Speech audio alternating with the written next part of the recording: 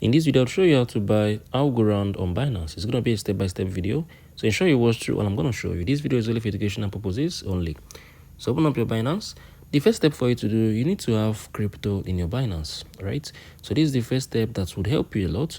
So if you have Sol, if you have Sol, BTC, Ethereum, BSC, any of them, so come on to this trade, click on this convert, come on here to the down one, select Algo, type in Algo.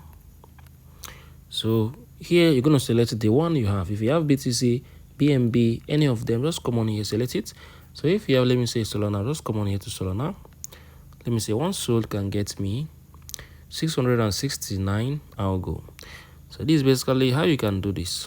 Also, for the rest of the videos, you can also use this way as well. Click on this first option, the add. You can be able to buy it with the USD, or you can buy it through the P2P trading.